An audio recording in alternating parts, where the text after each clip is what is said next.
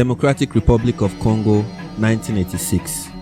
American archaeologist John Yellin and his wife and fellow archaeologist Alexine Brooke began an archaeological excavation in Katanda on the upper Semliki River, and in 1988 they discovered something that changed our understanding of when human behavior became advanced and put Africa on the map as the possible starting point of modern behavior.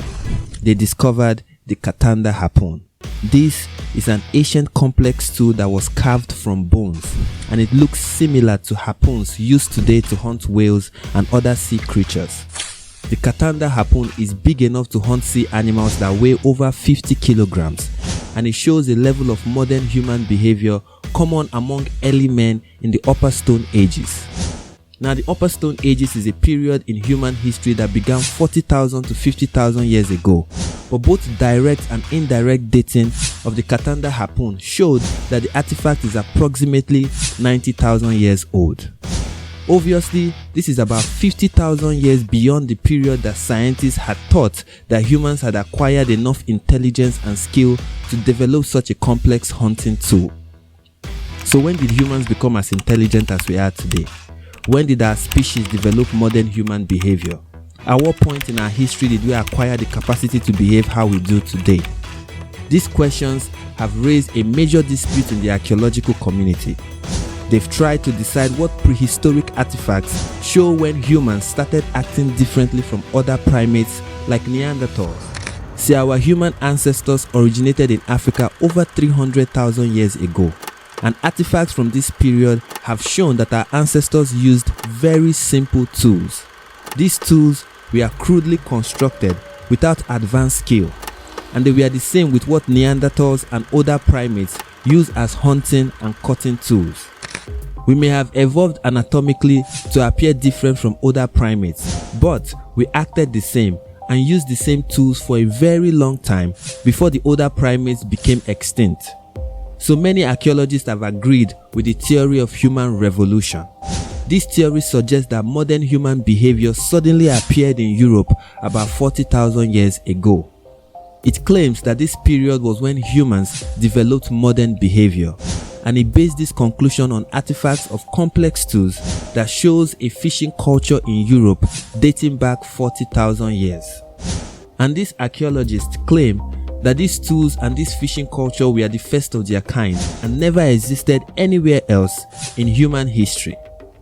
And that was why many of them were doubtful of the dating of the Katanda Harpoon when the first carbon dating declared that it was 88,000 years old. But the Katanda Harpoon was just the first of many other complex fishing tools found near the upper Semliki River. More excavation uncovered enough artifacts to silence every doubt. The Katanda site had over 8,000 stone tools, over 7,000 mammal and fish remains, and a series of 10 work bone artifacts. All of these dated back over 90,000 years. More discovery of similar fishing tools in Katanda and the Ishango Lake in the Democratic Republic of Congo made it clear that a complex bone craft existed in Africa at this time. During this period, humans in the upper Semliki River may have taken a periodic fishing trip to catch an ancient catfish that weighed around 68 kilograms and could feed 80 people for 2 days.